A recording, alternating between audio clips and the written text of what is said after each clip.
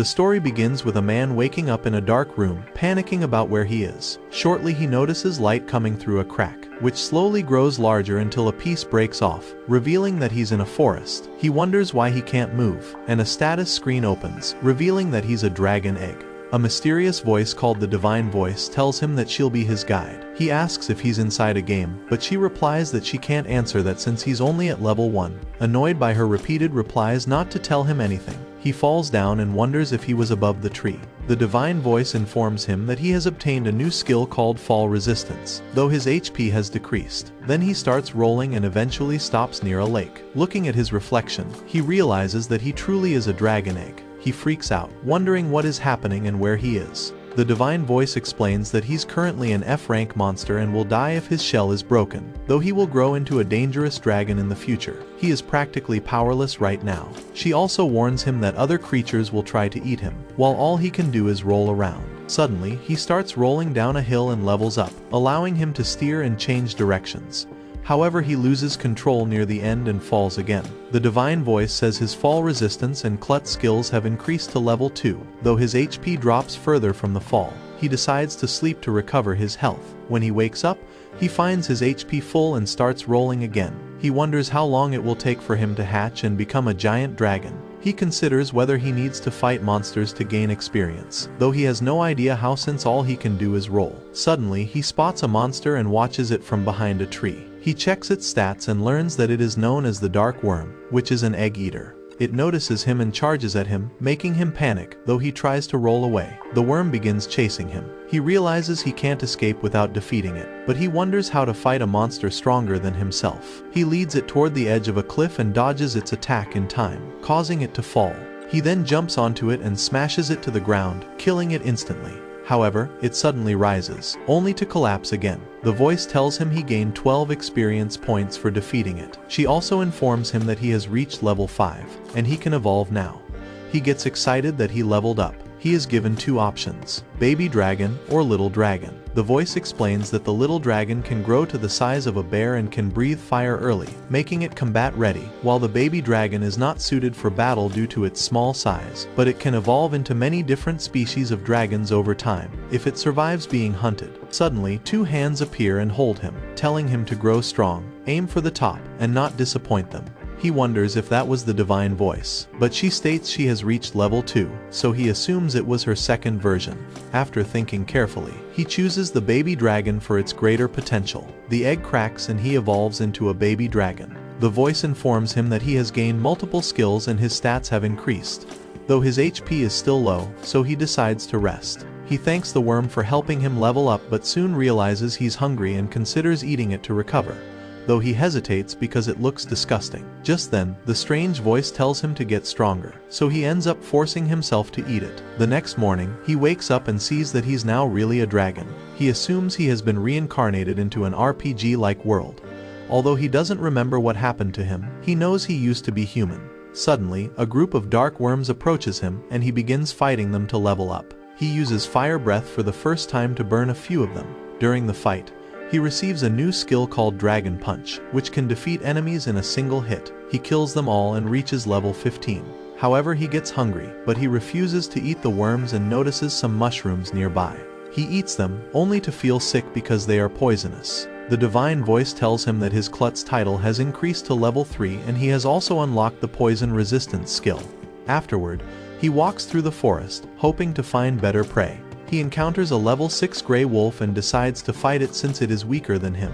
He uses his fire attacks to defeat it. Then he grills its meat using fire breath, finding it much better than the worms. He continues hunting more wolves and soon reaches level 20.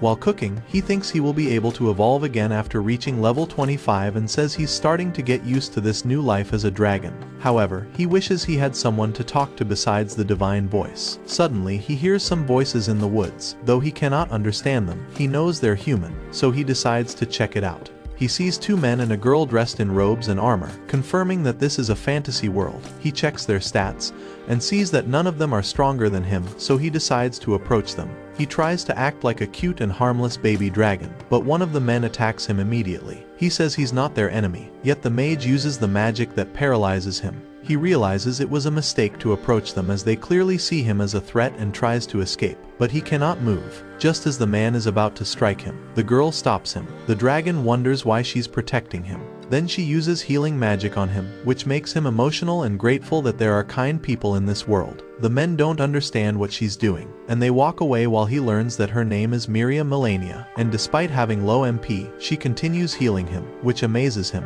Knowing she'll leave once he recovers, he decides to stay injured a little longer. Suddenly, the divine voice informs him that he has gained the liar title. He calls the voice harsh, but he also gains the Greek language skill, which allows him to understand what Miria is saying. He realizes he can learn more languages by leveling up. Just then, they hear screams from ahead. Miria wants to help them, but he stops her from going, as he can sense a powerful monster nearby and knows she can't do anything to save them. But she says goodbye and runs toward the danger. He tries to move, but he's still not fully recovered. After the paralysis wears off, he rushes after her, worrying for her safety, and encounters a C-rank rock dragon, far stronger than him. He sees that the dragon has already injured the humans, and now turns its attention toward him. He jumps away as the monster tries to crush him and hides behind the bushes. He's terrified that it will kill him, and realizes it was a bad idea to come here. He notices that Miria is still alive and the monster is going towards her.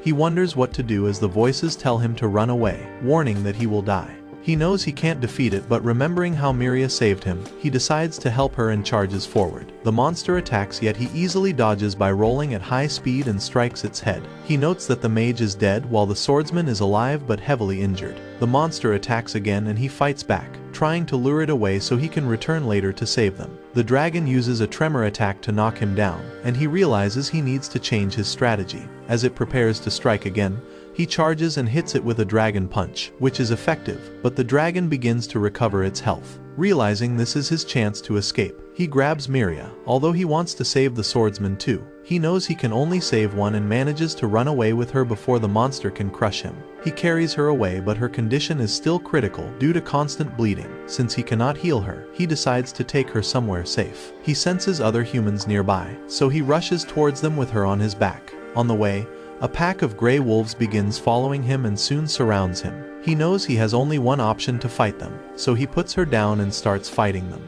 As he battles them, she briefly wakes up and sees him protecting her before passing out again. After defeating them, he continues walking with her. He's injured but determined. Finally, he reaches a human village and feels relieved. He calls out for help, causing the villagers to rush out with weapons and see him roaring at them. He tries to explain that he wants to save her, but they cannot understand what he's saying, and one man even stabs him. So he puts her down and tells them to save her, but they still charge, forcing him to run away, thinking she would be safe there.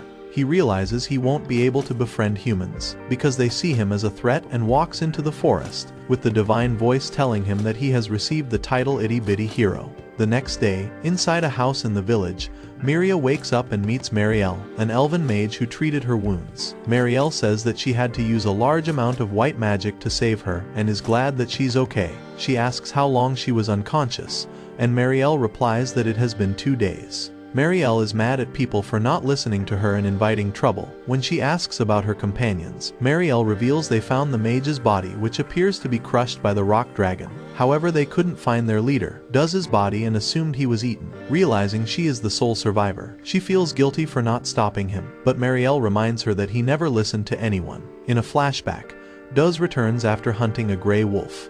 The children ask him to play with them, but he walks away, saying he has no time. We learn that he was always the first to protect the village. The children idolize him, even though he doesn't care much. One night, she sees him arguing with a man who says he cannot defeat the rock dragon. Another man claims Duz ran away during their last encounter, but he says he's stronger now and determined to defeat it. As he begins the journey, he invites Miria to come along. She reminds him that Marielle told them to stay away from the rock dragon as it is far stronger, and they should seek her approval first. But he claims he already has Marielle's permission and explains that he needs a healer to accompany them, and asks her to confirm it with Grants, who says he's telling the truth. He says that if she didn't come with them, they might die, so she decides to join their party, but notes that they'll return if things get out of hand. Back in the present, Marielle says Duz's pride cost him his life and states that humans often make poor decisions. Marielle is also surprised that Myris made it back alive, despite her injuries. She remembers someone carrying her after she was knocked out by the rock dragon. However, Marielle says no one from the village went into the forest and explains the villagers fought with a monster to save her just outside the village. Marielle thinks she might have lost some memories due to shock, but she recalls seeing a baby dragon protecting her and asks what the monster looked like.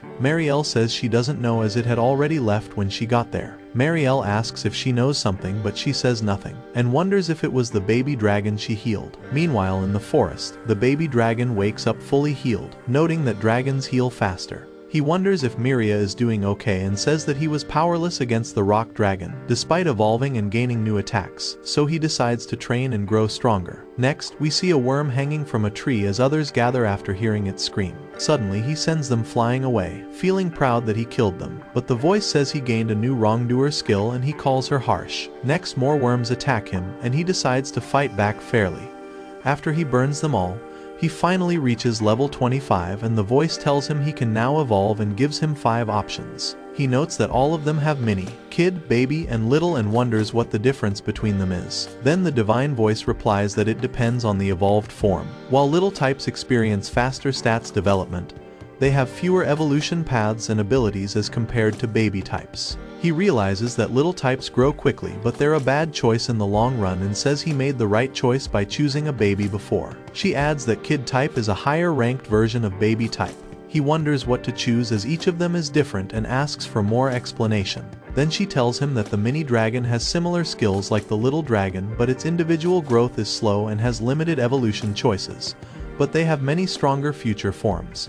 Mini angel dragon has a special protective spirit, who lives for protecting others and can do powerful white magic but not fighting style. He wants a form that can fight but notes that white magic is also helpful, as Miria used it to heal him. Kid Dragon is a stronger version of Baby Dragon, while Kid Marble is a mutated form with polka-dotted skin and stronger magic than a normal dragon. He thinks it would be better in the long run. Finally, she explains the last option, Young Plague Dragon, the first stage of an evil dragon who spreads disaster. Though it still believes in goodwill, he immediately says no as he cannot be evil. But when she says it can use human transformation skills and visit human villages, he gets excited that he can take human form and make friends.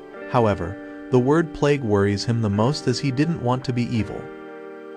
But he really wants to become human and meet Miria again, so he decides to evolve into a young plague dragon. The evolution begins immediately. He grows into a black dragon with long claws, looking far more terrifying than before. The divine voice tells him he can now review his skills and has gained abilities like flying and dragon scale powder, which initially sounds like good news.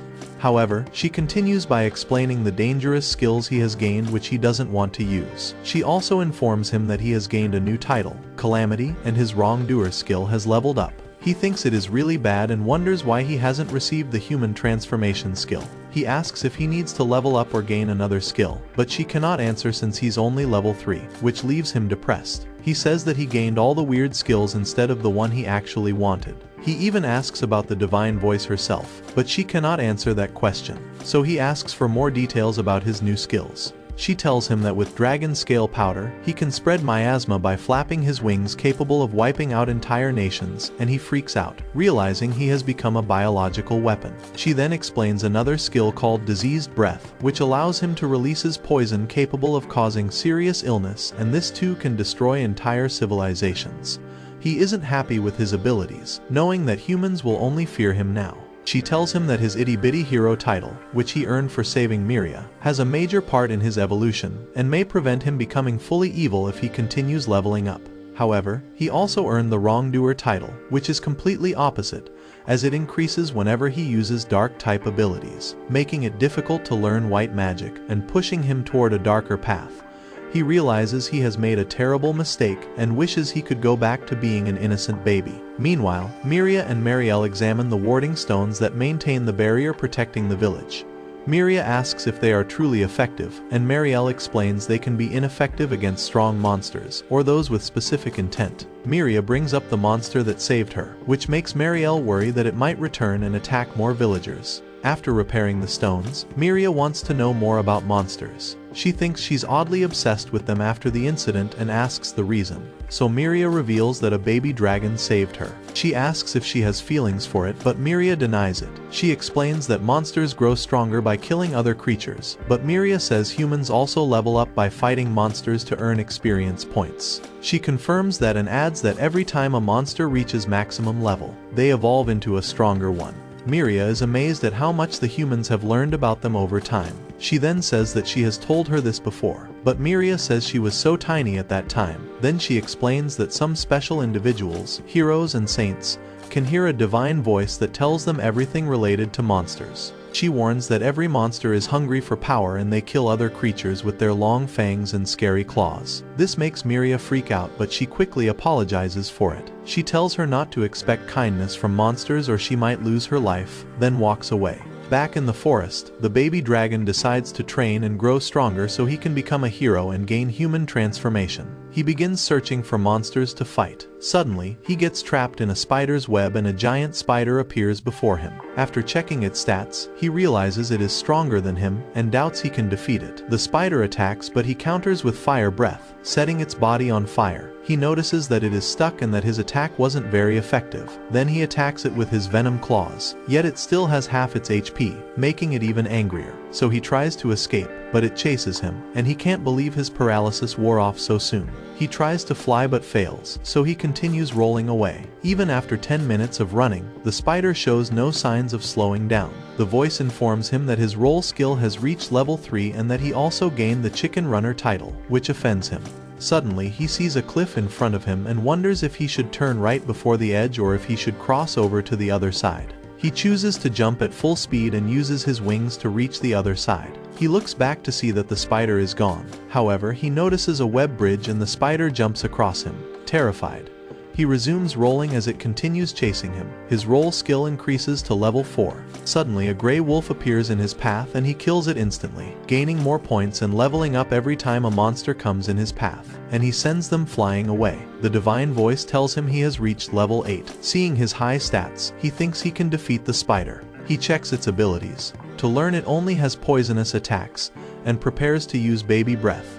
However, the spider releases poison first. Though he cannot die because of his poison resistance, his throat still burns. He notices that it is waiting for him to die, so he pretends to act as if the poison killed him, and as the spider moves in, he uses his baby breath, burning it and finally defeating it. He reaches level 14. He asks if he gained the transformation skill, but the divine voice says his baby breath has leveled up and that he acquired the dragon tail skill. Frustrated, he asks for more details, but she disappears. He wonders if the transformation skill even exists or if he must meet certain conditions to unlock it. He hunts a gray wolf for food and notices a cave nearby. After checking that it's empty, he decides to stay there for the night. He grills the meat and adds a few drops of red fruit juice, which enhances its flavor, and decides to use it regularly. After eating, he decides to make this cave his home, and the divine voice tells him that he has gained the title Mr. Chef, making him feel as if his life is being observed. He wonders if his cooking skills could impress the villagers. However, he quickly dismisses the idea, knowing his frightening looks would definitely scare them. He questions whether it is too much to ask to become human again, regretting his decision. Back in the village, Miria learns from a man that he saw Duz wandering near the village. When she asks for details, he explains that he was fishing near a pond when he saw Duz passing on the other side, but no one believes him, saying he must have been drunk in the morning, but he claims otherwise. However, Miria looks worried. The man reassures her that what happened wasn't her fault, and she thanks him before leaving. She goes to Marielle, who forbids her from going to the forest. Although she believes Duz might still be alive, Marielle insists he would have returned if that were true and tells her they cannot afford to lose anyone else. She promises to ask the Adventurers Guild to investigate, hoping they will find the truth, though she worries about her. The next day, the dragon washes himself, still thinking about gaining human transformation. Suddenly, he notices a strange water-like monster nearby and decides to check its stats, but he is unable to do so and experiences a severe headache. The divine voice tells him that she cannot provide information at his current level. He tries again, but his eyes begin to hurt. Even though his view status skills increase to level 4, he still cannot get any information about the creature. Just then it charges at him, but he manages to escape. He is glad he made it out in time and decides to leave it alone, resuming his search in another direction.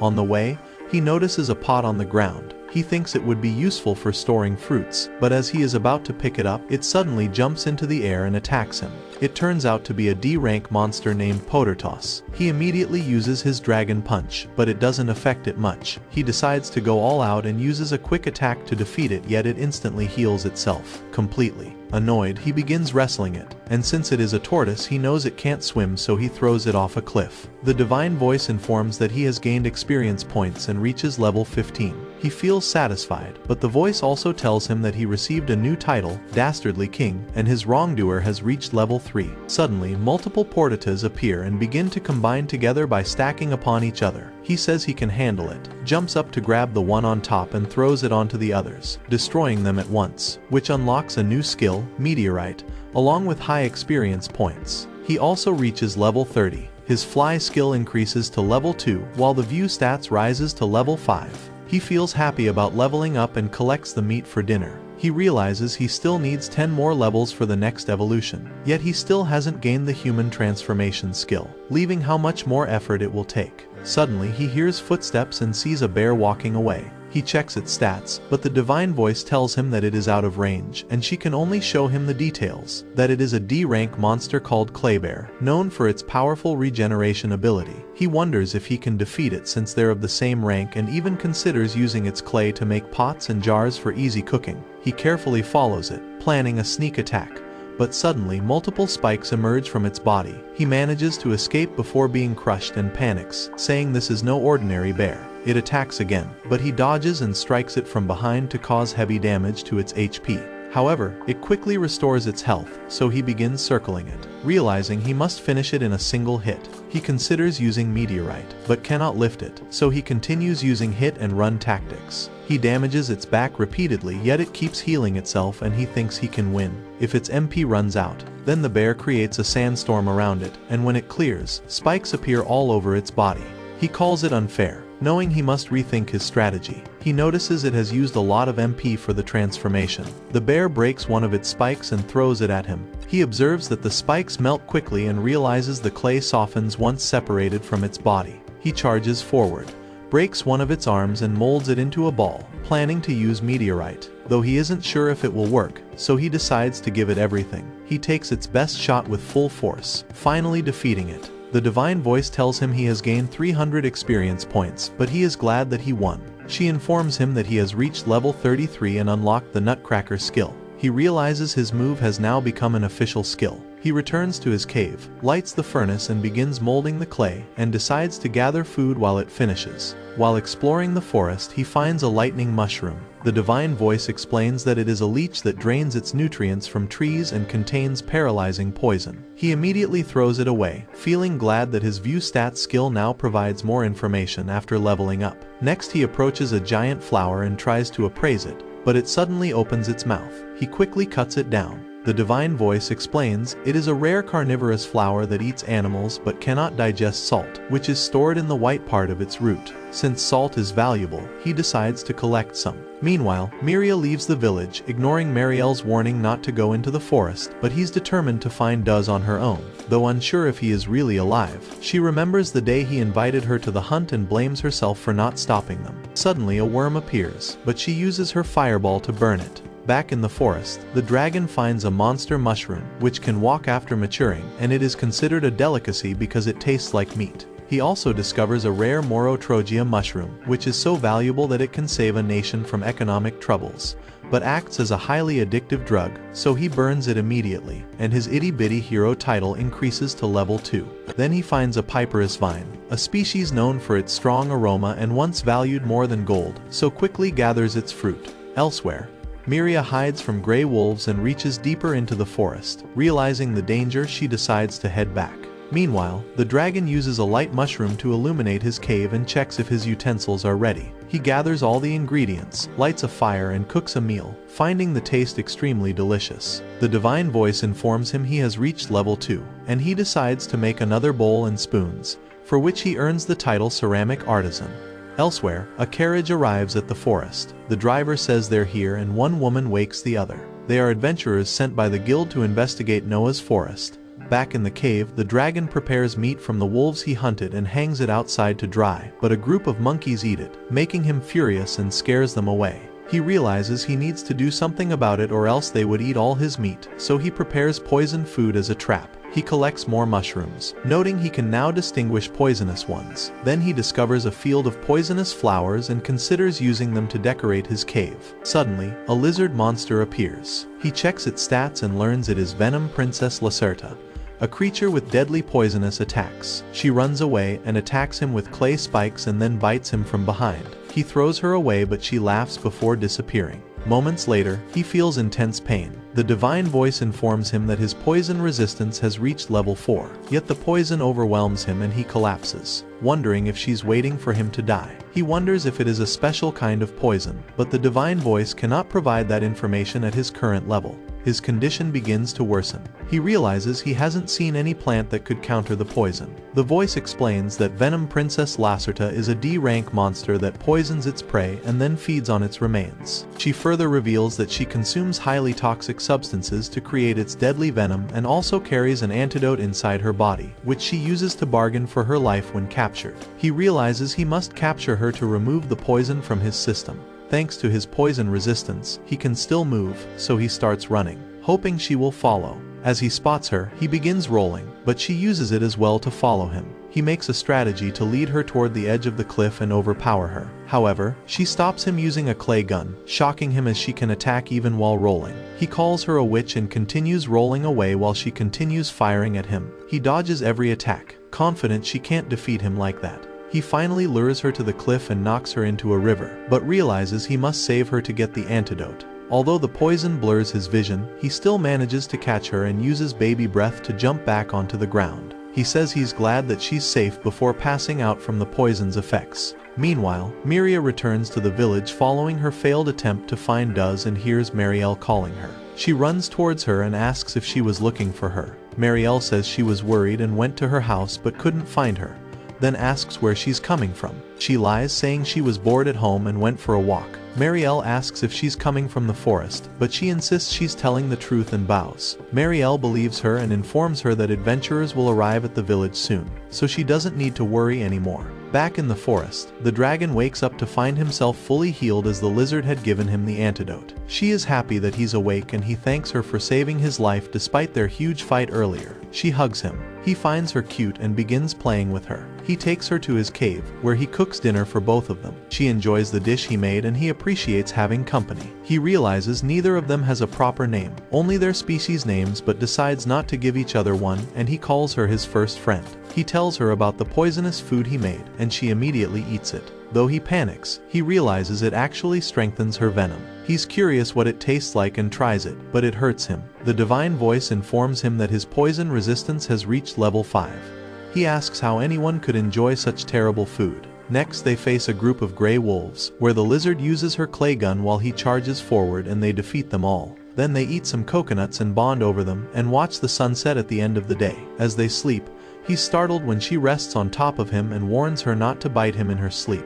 He realizes he has grown used to her, and that life here isn't so bad anymore. The next day, he eats spices in the forest and offers some to her, but she doesn't like them. Then she tells him to follow her and leads him to a giant dead mushroom that smells like a corpse and has a potent poison. While no creature eats it, she tries to take a bite, so he burns it. She starts crying and slaps him, and he promises to find her better poison. Suddenly, she senses monsters nearby and fires into the bushes with her clay gun, and a two-headed dog appears in front of them. He checks its stats and learns it is called Twin Heads, that have an ability to manipulate gravity. Although he knows he isn't strong enough to defeat it, he chooses to fight. He tries to distract it while the lizard waits for her chance to strike with poison. As he attacks, one of its heads blocks him. Then it uses gravity magic to immobilize him and he is about to die, but the lizard breaks the spell with her clay spikes, giving him a chance to attack the monster.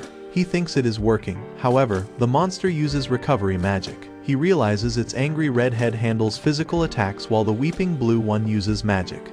As the monster prepares to cast another spell, he rushes forward. The angry head bites him, but he lands a dragon punch on the other head and signals the lizard to strike, and she bites the monster's neck. It quickly uses recovery magic, but its health continues dropping due to the poison, forcing it to cut one of its own heads to minimize damage, leaving them shocked. He wonders if it can still use magic. Checking its stats, he learns it is enraged and it has gained a sacrifice title. Then the blue head charges at them, chasing the lizard while the monster faces the dragon. He realizes he must end the fight quickly. He punches it in the head, then throws it in the air, jumps to grab it and uses the Nutcracker skill to finish it. He then begins to check on the lizard. He wishes for her safety because he doesn't want to lose her only friend in this world, and is even ready to give up his dream of becoming human for her. On the way he sees blood on the ground and he calls out to her in panic. Then she comes from the bushes, badly injured. Suddenly the blue head appears to finish her, but he knocks it down and smashes it into pieces. He holds her saying he is glad she's still breathing and begins to cry, but she gently licks his cheek. The divine voice informs him that he has gained around 500 experience points. As he reaches level 37, he finally unlocks the human transformation skill, leaving him stunned. Meanwhile, at Marielle's residence, she drinks tea while Miria mentions they haven't had guests in a long time and wonders what the adventurers will be like. She replies they'll soon find out and gives her an old book about monsters she took from the library. Miria opens a page about dark worms. Marielle explains they are F-rank monsters, and even she can defeat them, but to defeat D-rank monsters and above, she needs adventurers training, while the B-rank monsters can only be defeated by heroes or saints. Outside, the two female adventurers from earlier reach the house. Meanwhile, Marielle and Miria read about the rock dragon, a C-rank monster, and Marielle says it is a powerful monster and that normal humans should not face such creatures, which is why she tells all the villagers to not wander the forest. She senses that they're here and the two adventurers open the door. The armored adventurer, Meltia, is surprised to see an elf in a human village, but Marielle says she's a half-elf, introduces herself, and tells Miria she can leave now. After Miria leaves, Marielle tells them about Duz, who has been missing since his fight with the rock dragon. She explains that Miria was with him, and feels guilty for not stopping him, suspecting she may be looking for him alone, which would be dangerous. So she wants them to investigate and uncover the truth behind the rumor. They agree and head for the forest, wondering if they will find him alive. They also decide that if they find nothing, they will return after a few days. On the way, Yuno asks Meltia why she accepted the mission even when she's not strong enough and wonders if they should have waited. But Meltia replies that having her along makes it easier to escape if things get tough. When she asks if she brought her along as a sacrifice, Meltia clarifies she's joking and adds that their main objective is to search for the villager, not killing the monsters. Meanwhile, the dragon treats the Princess Lizard's wounds, tells her to rest and leaves her alone. He checks his stats to confirm he has truly gained the human transformation skill and becomes eager to try it away from the cave. Looking at his reflection, he wonders what he will do after becoming human,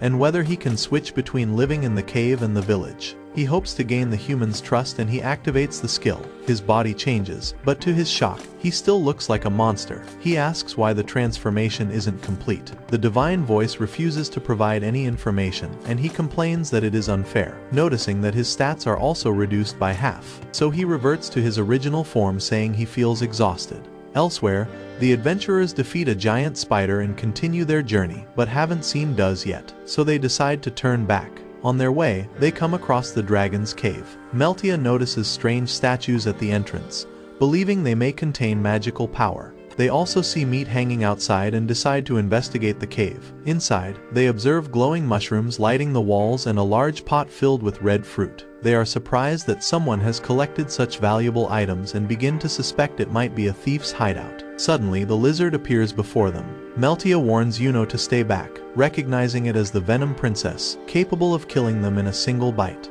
The lizard realizes something and goes into hiding. Outside, the dragon paces nervously, having seen the two adventurers enter his cave, and wonders if they will be impressed by how well he has maintained it. At the same time, he knows they will likely attack him since he's a monster, so he uses human transformation again, hoping they will see him as a demi-human. When they exit the cave, he greets them, but they see him as a scary monster and immediately attack him. Meltia knows that he is a plague dragon and decides to retreat. Knowing they are low on MP, he tries to stop them, but they refuse to listen and flee. Seeing him sad, the lizard comforts him. The adventurers stop after realizing they are not being chased. Meltia is shocked that a plague dragon lives in this forest, while Yuno recalls warnings about dragons and asks if they should go to the village. But Meltia says they don't have much to report and thinks they need more manpower before continuing the investigation. The next day, the dragon wakes up and prepares meat. Noting that using transformation makes him tired, He decides to do something different and tells the lizard about the monkeys who keep stealing his meat,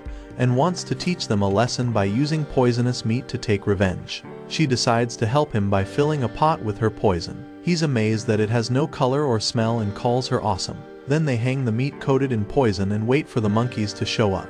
After some time, they finally show up and panic as one of them gets poisoned. He's happy that they got what they deserve and charges forward to attack them. However, the monkeys fight back and surround him. The lizard fires her clay gun, knocking them down. As they realize they cannot win, they whistle to call for their leader, and in moments a giant monkey arrives at the scene. He learns that it is a giant orangutan whose stats are similar to his, but it has a skill that strengthens its followers. He uses fire breath, but the monkeys shield their boss by creating a stone wall before charging at him faster than before.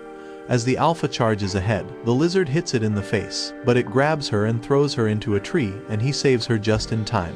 Unsure of what to do now, he asks the divine voice for help, and she explains that the orangutan chiefs have a lot of magical knowledge and battle experience. He didn't think this information would help him, but remembers seeing telepathy as one of its skills and decides to negotiate with it. He threatens to kill the dying monkey unless the alpha listens. It uses telepathy to ask what he wants. He replies that the monkey might die without an antidote, so if they let them go, the lizard will give it. But the alpha refuses, stating they're a threat to its kind, and is willing to make a sacrifice to eliminate them. It calls it the way of their clan and reveals that it killed its own father to become the leader.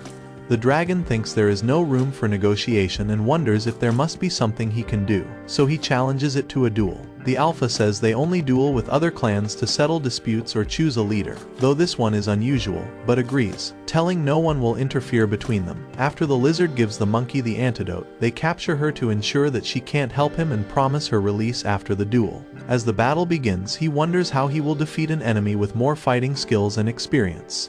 The alpha strikes first, sending him back, then jumps behind him to hit him again, so he decides to roll away with the alpha mocking him for running like that. Suddenly, he jumps into the air and uses a new rolling tail attack to hit, and then lands multiple strikes on the alpha. He notices his attacks have weakened it and he charges again, but it creates a rock wall to defend itself, then uses agility to restore some energy and begins overpowering him at a faster speed. Realizing he can't get away, he decides to fight head-on. He challenges the alpha to a fist fight and they start exchanging blows. The monkeys cheer their leader while the lizard seems worried. Soon both of them reach their limits yet still go for another hit, but the dragon bluffs it and hits the alpha in the face. He thinks he won, but the alpha strikes back, and they both collapse to the ground. Before he passes out, he sees the lizard approaching, and he reaches level 39 and even gains the clan boss title.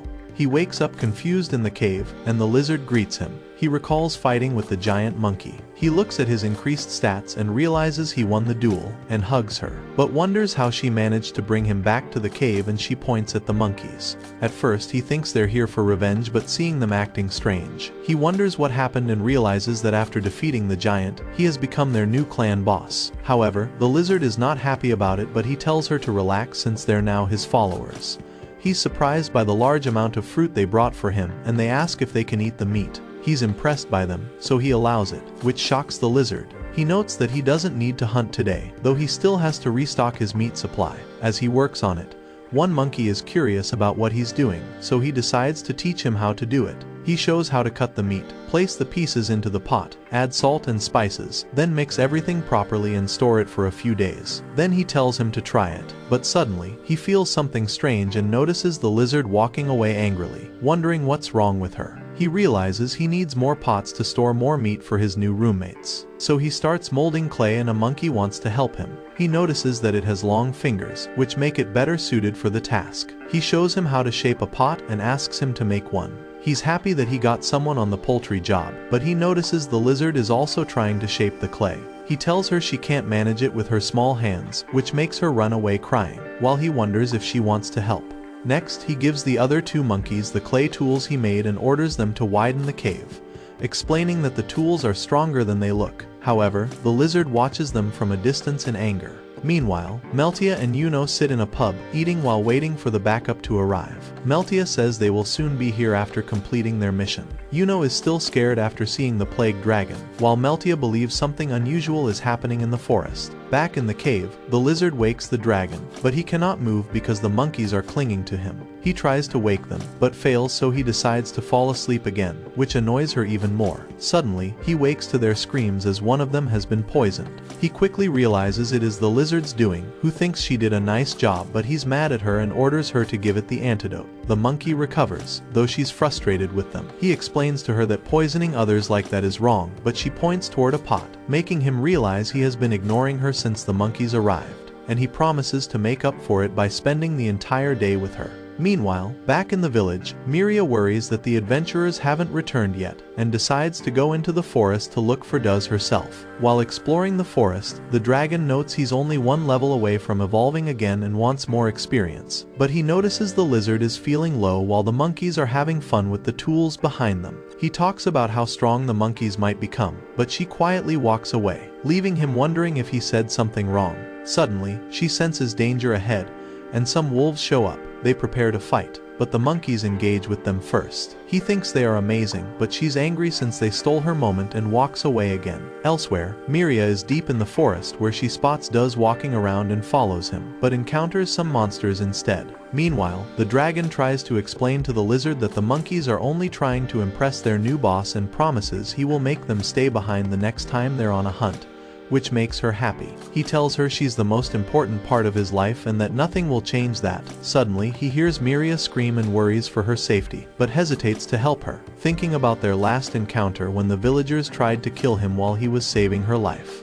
Despite this, he decides to help her and rushes toward her. The lizard follows, but he tells her to go back, as it might be dangerous, and runs faster. She tries to catch up but gets knocked out by a rock. He checks on her and is relieved that she'll be fine, as she has enough HP left. He hears some weird noises. The lizard doesn't want him to go, but he runs away, telling her that he needs to help Miria, which upsets her even more. Now we see Miria surrounded by wolf monsters. As one of them charges at her, the dragon arrives and knocks it away. He's happy that he made it in time. However, she doesn't recognize him in this new form. The divine voice explains these are D-rank monsters, Mahawolves, that hunt in packs and use their third eye to share visual information among themselves. But she can't tell their other stats at this level. As they charge ahead, he uses fire breath to burn one while punches the other two. Miria is afraid of him, and he remembers not to flap his wings, which could kill her. He checks her stats and feels relieved that she's okay. He approaches her, but she tells him to stay away. Still, he tries to tell her who he is. Suddenly, the divine voice informs him that he has reached level 40, which annoys him for ruining the moment. As she watches him, she realizes he is the baby dragon and she tries to communicate with him by copying what he did on their first meeting. They start to bond, but stop when more Mahawolves arrive. He tells her to climb onto his back and begins running away with her, with the monsters chasing them. Back in the village, Gregory informs Marielle that he didn't find any sign of Miria, and she tells him to return, as Miria might come back while she decides to go search for her alone. Meanwhile, Meltia's friends arrive, and they discuss the dangers of the forest. Meltia says they need to investigate what's happening there, but first they need to go to the village to meet Marielle. In the forest, the wolves are still chasing the dragon. He spots a narrow passage ahead and believes he can protect Miria there while fighting them. As she hides behind a rock, the wolves follow and he uses fire breath to burn them. One manages to jump toward him, but he slices it down. He wonders why they were chasing them. The divine voice says he cannot level up anymore since he has reached the maximum level. He says he already knows and walks away.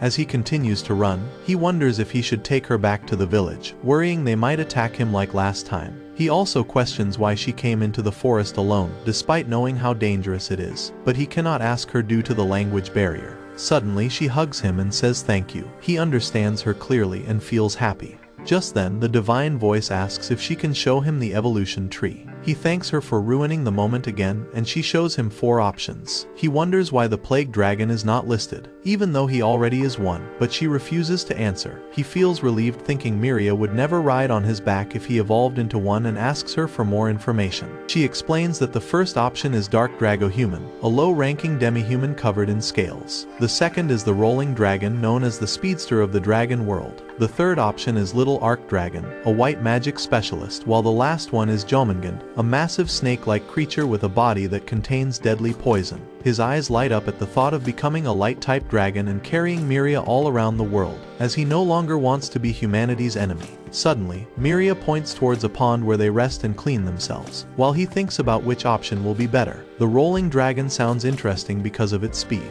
The little arc dragon can use white magic like humans, and he believes dark demi-human is in the same category as humans, but wonders if the lizard will accept him in that form. She suddenly startles him. He asks for her advice, but she can't really understand what he's saying and tries to communicate with him, and eventually, he begins to understand her. He believes it's because he leveled up while she tells him about things around them. They then play in the water and enjoy themselves. The divine voice says that his Greek language skill has increased to level 3.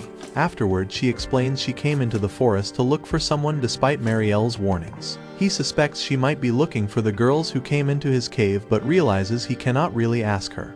So he uses hand signs to communicate. But she clarifies she's looking for Duz. He remembers that Duz was killed by the rock dragon, so he puts on a grass wig, making her realize he really is the baby dragon who saved her. She hugs him, and he wishes to become a demi-human. He asks if he has a name. He indicates that he doesn't have a name, so she decides to give him one. He gets excited and waits for her reply. She thinks of his past form and the bravery he showed fighting while fighting the wolves. She calls him a hero and names him Illusia, after her favorite flower, and he likes the name. The divine voice asks him to confirm his new name, warning that it cannot be changed later. He thinks it would be better as Miria gave it and accepted it. The divine voice updates his name and his stats, and Miria is happy seeing his positive reaction. Suddenly they hear footsteps. He knows it is the rock dragon, so he tells her to climb onto his back and decides to take her to the village first, then return to search for Duz. However, a wolf begins chasing them.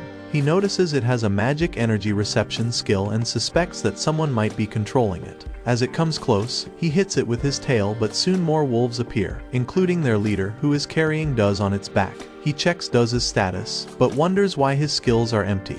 Miria calls out to Duz, but the alpha tries to eat her, so Illusia stops it while Duz swings his sword. But Miria uses her fireball and Illusia punches the alpha. Duz is knocked out, but he quickly grabs the egg and commands the wolves to attack them. Suddenly they hear more footsteps and Miria figures out that Duz is holding the rock dragon's egg. Duz orders the alpha to run ahead and Illusia realizes he's headed to the village. Miria says that Duz is going to lure the rock dragon there and thinks they must stop him. So they run after him, while Illusia wonders why Duz is working with monsters to destroy the village and if this is part of his revenge plan. Meanwhile, the wolves continue chasing them. Realizing he cannot defeat them while carrying her, she tells him to leave her behind so she can hold the wolves back and then they can stop Duz. He declines, knowing she can't beat those wolves by herself, but she begs him to save the village, so he decides to fight them while saving her at the same time. The alpha bites him on the back and he punches it back. He then uses the nutcracker attack to kill the alpha while the other wolves charge towards Miria. He tries to stop them, but one of them still manages to hurt her and he defeats all of them. She wants him to save the village and he agrees. But he's also not going to leave her behind back in the village. Gregory tells the children to return home as he also hears the rock dragon's roar. Elsewhere, Marielle wants to find Miria before something bad happens, while the adventurers defeat the wolves. Duz continues on the path to the village while the rock dragon follows him, with the same liquid monster from before watching it. As Illusia heads toward the village with an injured Miria, he asks her if she's in pain, but she replies that she'll be fine and they need to stop Duz before he destroys the whole village. Even though she doesn't have much MP left, she starts healing his wounds. He thinks she's kind and she tells him to hurry. Meanwhile, Gregory faces a wolf in the village and he wonders if Marielle's warding stones are working or not. The wolf jumps at him, but he manages to kill it with his spear. As he crawls out from beneath it, he sees Illusia standing there. He tells him to stay back, but Miria explains that he is here to help save the village and asks him to believe her. Gregory and Illusia recognize each other from the other night. She adds that this is the same dragon from before, now evolved into a plague dragon, and that he's friendly. Gregory asks if he was trying to help her back then, and he cannot believe a plague dragon would assist them. He apologizes for attacking Illusia in the past. Illusia thinks he's a good guy and smiles at him, which surprises Gregory, and she explains that he can understand them. Suddenly, the rock monster growls again. She explains that Duz is using the egg as bait to lure the big dragon into coming to the village, and he adds that Duz had ordered the wolf to attack him before running ahead. So she thinks they need to hurry and Gregory decides to join them since things could get chaotic.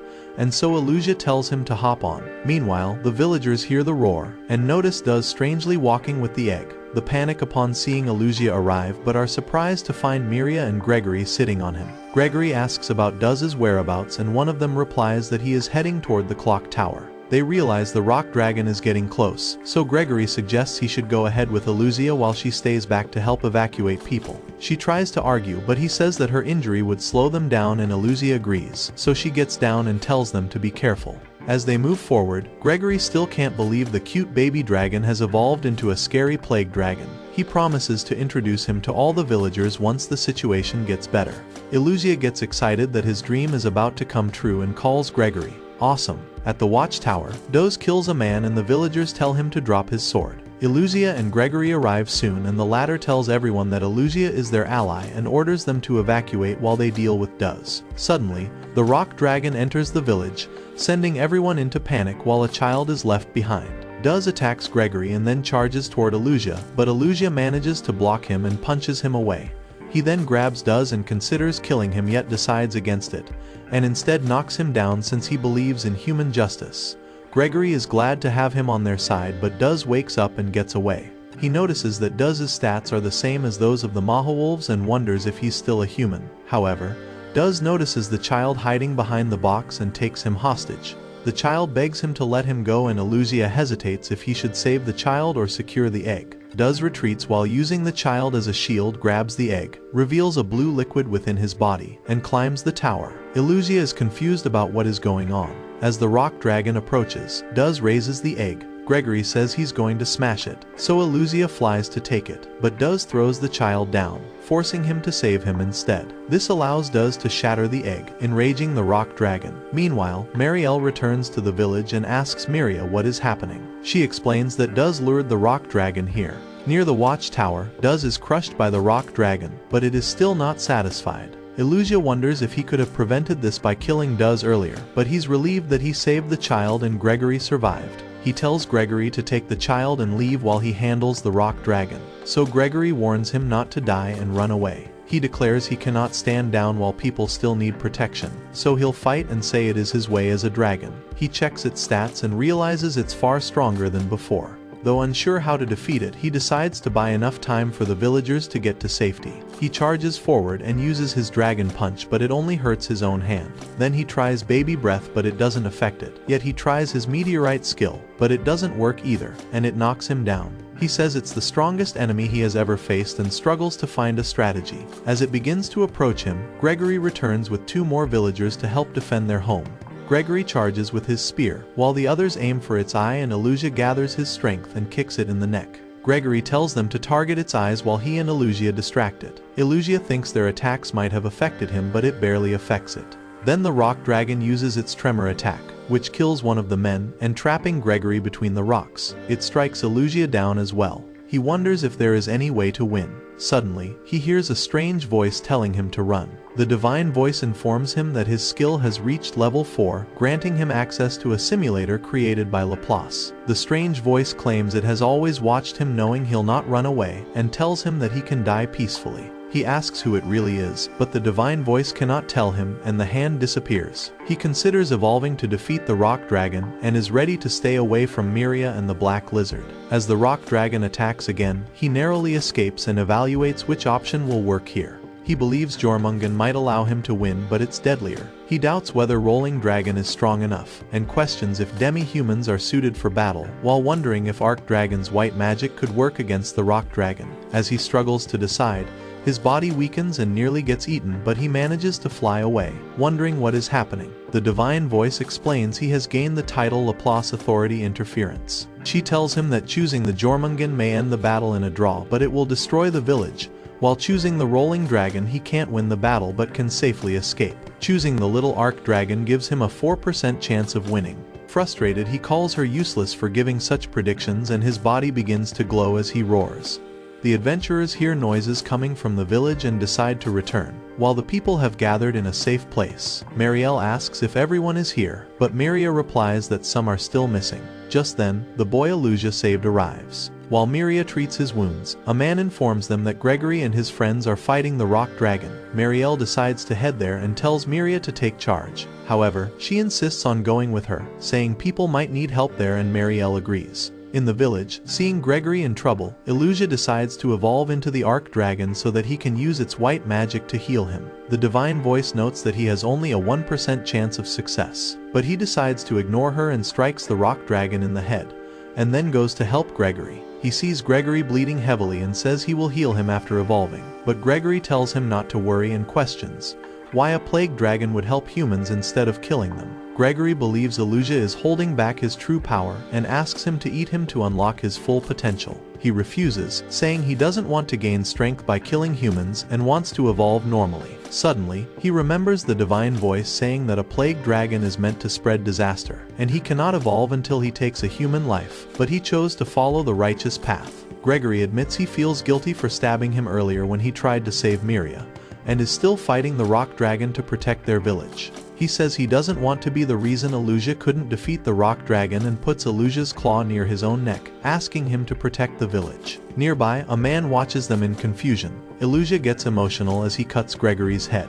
The Divine Voice tells him that his wrongdoer, Calamity and Devastator titles have leveled up, so he can now evolve into a B-rank plague dragon, one of the 3 great Calamity monsters who is responsible for killing hundreds of humans. Illusia knows there is no turning back and decides to evolve into it. The transformation process begins, and he grows into a massive plague dragon. He lets out a roar, frightening the man away. Illusia prepares to fight the rock dragon, as they are of similar size now and cannot let Gregory's sacrifice go to waste. He crashes into the rock dragon, but it still pushes him back.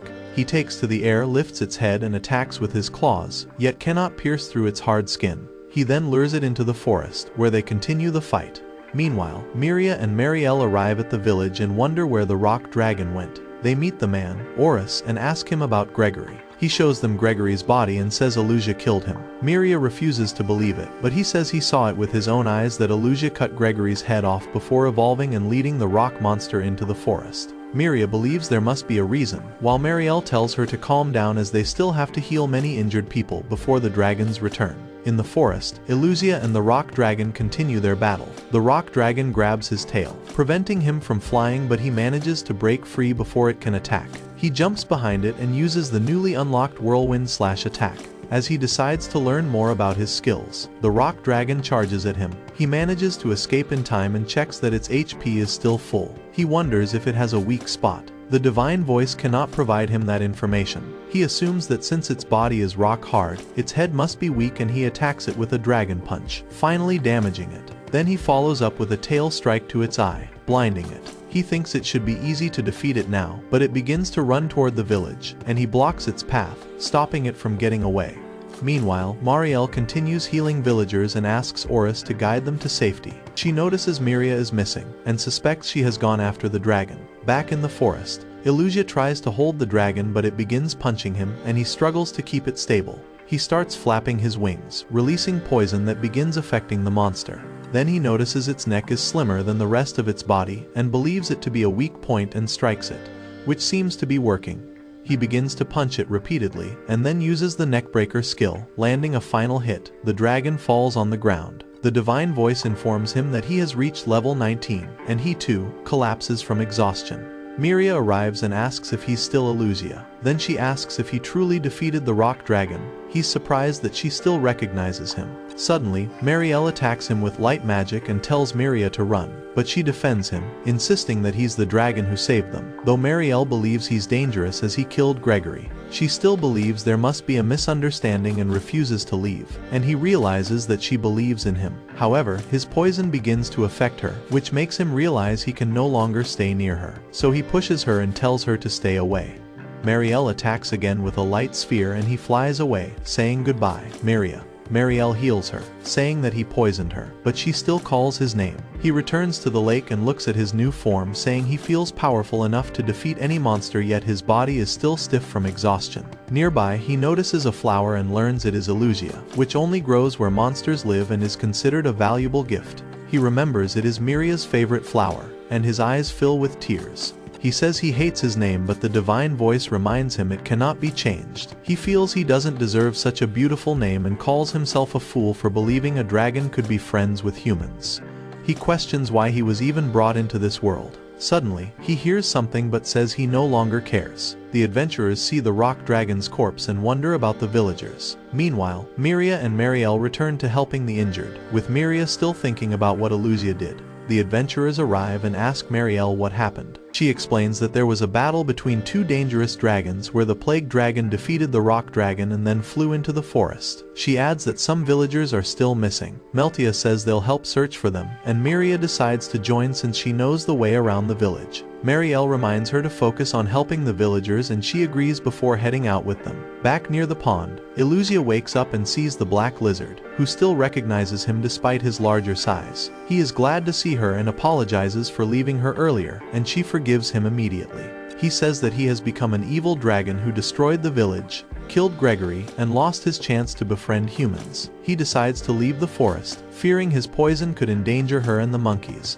so he can't be around them. But before leaving, he wants to find out the truth about Duz, as many beings in this world have accepted him, and he wants to ensure their safety. He declares that it's his time to act as the hero, Illusia, and flies back toward the cave with her. On his way, he wonders whether he can even fit inside the cave, but suddenly senses something dangerous nearby. He spots the blue liquid monster and checks its stats, but the divine voice cannot provide that information at his current level. He recalls that this glitch also occurred when he saw the slime monster near the pond earlier, as well as with Duz and the Maha wolves. He notices the creature heading toward the village and finds it suspicious, so he decides to learn more about it. He discovers it has a large number of unusual abilities, including the transmission skill from the Maha wolves, but wonders why he has Greek language and swordsman skills. He remembers seeing something coming from Doz's mouth and realizes it is unnatural for a human to join forces with Maha wolves. He concludes that it can steal skills from others as well as control them, making it the mastermind behind the destruction. He knows he can't let it roam freely, and prepares to stop it to save his friends as he is the itty-bitty hero. He tells the lizard they will fight it together, but instructs her to retreat if things become dangerous. As he approaches, the creature releases a smoke screen and disappears. He challenges it to come out and fight, but instead finds two children who appeared out of nowhere, confusing him. Suddenly, one of them attacks, but he dodges in time and realizes it is actually the slime in disguise, meaning it has the ability to shapeshift. It takes a humanoid form and reveals it has been watching him even before he became a plague dragon. He questions what it truly is. Suddenly, the lizard attacks with her clay gun, piercing through its body. He wonders if it worked, but the slime quickly recovers, and he guesses it must have stolen a monster's recovery abilities. The slime claims it does not want to fight and tells him to leave it alone. He tries to communicate, but it cannot understand him. However, since he protected the village, it assumes he's worried about humans. He transforms back into the children, revealing that it had eaten them long ago and found them delicious. Then it takes other humanoid forms, prompting him to ask how many people it has murdered. Since he does not recognize them, it finally takes Daz's form and reveals that it used him to lure the rock dragon into attacking the village. It admits to enjoying killing people and absorbing their skills. Illusia wants it to pay for what it did, but it wonders if he also wanted to eat some humans. He clarifies that he can't do something like that. The slime apologizes for getting in the way of his dinner and says it is only interested in collecting as many skills as it can, proposing they work together and eat what they want, which makes him angry, and he declares he will kill it. Meanwhile, back at the village, the adventurers search for the survivors, while Miria is still thinking about Illusia. Meltia asks if he's among the missing villagers, but she replies that he is the plague dragon who protected the village. Just then, Yuno finds some injured people. Back in the forest, Illusia attacks the slime with Scorching Breath, an upgraded version of Baby Breath. He then grabs it, carries it into the air, and uses Meteorite skill to throw it off the cliff. The divine voice says his Meteorite skill has leveled up, and he believes the fight is over and decides to go home. However, it is still alive, and a spider emerges from the cliff. Elsewhere, the adventurers bring survivors back to the camp. Meltia says they must return to search for more people, while Marielle is relieved to see Miria and says she's worried she may have gone into the forest again to look for the dragon. Miria still believes there must be a misunderstanding, as Illusia would never harm them. Marielle says that he killed Gregory and even attacked her, telling her not to be stupid, as humans and monsters can never be friends, but she refuses to accept this, believing she can learn the truth if she meets him again. Marielle says she cannot let her die. Meltia thinks they should let her do it, explaining that she might sneak out later to meet him, and volunteers to go with her, as it would be good for them to keep tabs on him.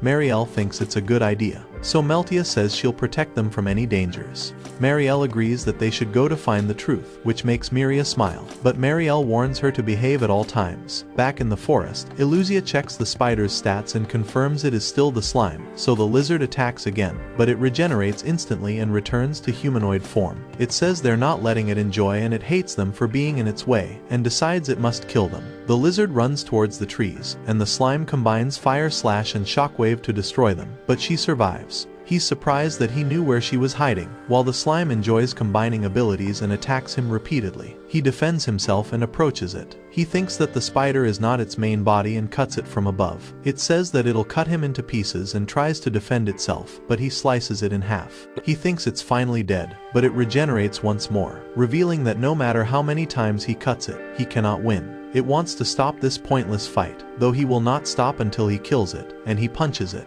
It thinks about killing him, taking all his skills, and it creates a giant blade, combining it with fire to prepare to attack him. Suddenly, the lizard appears from behind, but it hits her and is about to kill her, but stops, feeling something off. Illusia realizes she was able to bite it, and her poison is affecting it, though it thinks it should have poison resistance, stating it underestimated her. He tells her to run, but the slime uses magic to slow her movements and grabs her.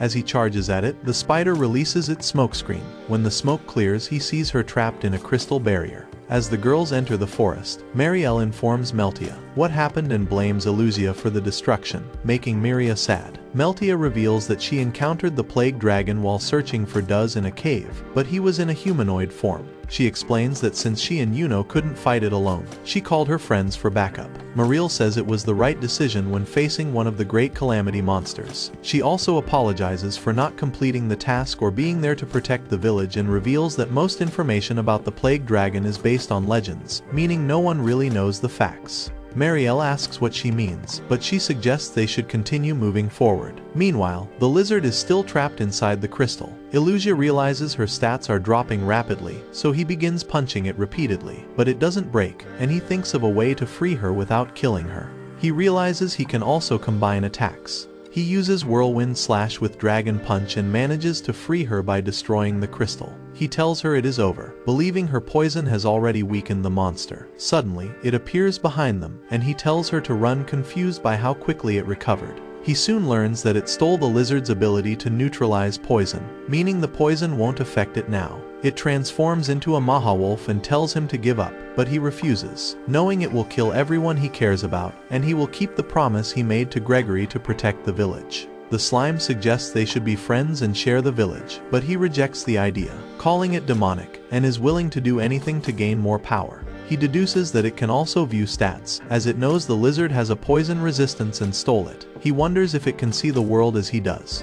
The slime asks if he is learning about the skills it has stolen so that he can defeat it, which surprises him. The slime confirms that it can read about his skills as well, and reveals it can also hear the divine voice and do what she's telling it to do. He wonders what's been going on, which makes the creature think he has given up, realizing they're the same, and turns to leave. However, Illusia quickly creates a ring of fire to stop the slime from getting to the village. Meanwhile, the girls see the flames, and Miria thinks Illusia is in trouble, and they have to hurry, despite Marielle's warning. The lizard is on a tree, worrying about him as well. The slime realizes that he won't retreat, so it engages in hand-to-hand combat with him. It claims that the divine voice makes the rules of this world, and she wants them to get stronger, so they should follow her orders. But Illusia refuses to listen to the stupid voice, saying he would fight for what he believes. He notes that its stats aren't impressive, but it has counters for all of his attacks. It mocks him, saying he is very predictable, though it doesn't have an attack to finish him, so it calls the Mahawolves as backup, which would make him weak enough to give it an opening. He also doesn't have a strategy to kill it. Suddenly, he sees it stealing the wolf's mana to gain the upper hand, so he stops it by cutting its arm using a whirlwind slash. Then he defeats the wolves one by one, thinking he got them all, but a fourth one charges, and he knocks it too.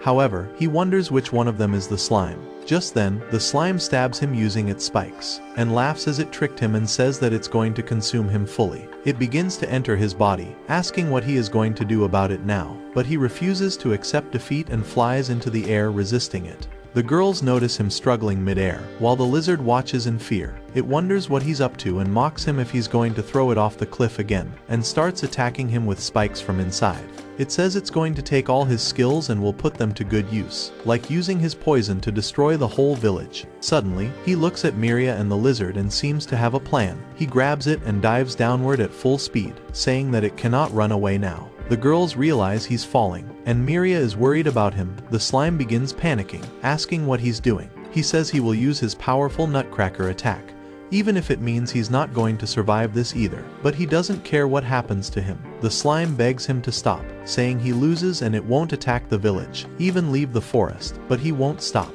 It tries to get away, but he won't let go. It says it did everything the voice asked it to do.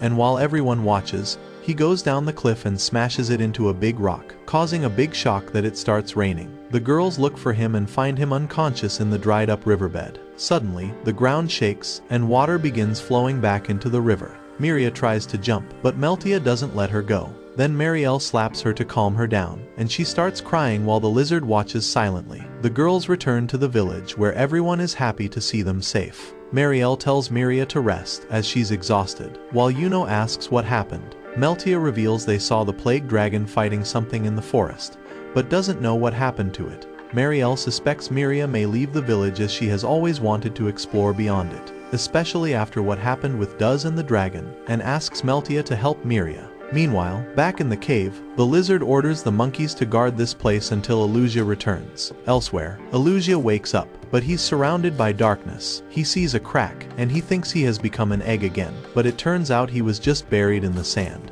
He confirms he's alive and wonders if the slime has been defeated. Looking around, he discovers he's in a desert near the ocean, and wonders how he's going to find his way back. That's all for today. If you want the next part, comment next part. We'll make it once this video hits 10,000 likes. Also, tell us which character you like the most in the comments, and thanks for watching. You guys are the best.